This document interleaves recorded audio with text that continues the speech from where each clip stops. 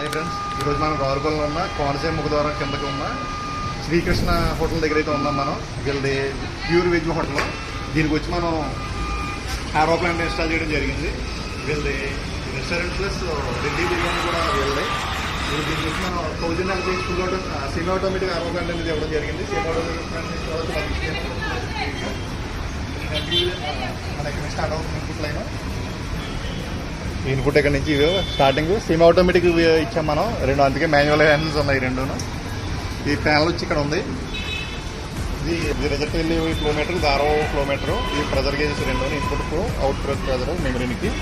ఇప్పుడు మనం ఆపరేటింగ్ చేసి చూద్దాం. దీన్ని ఆన్ చేస్తున్నాం.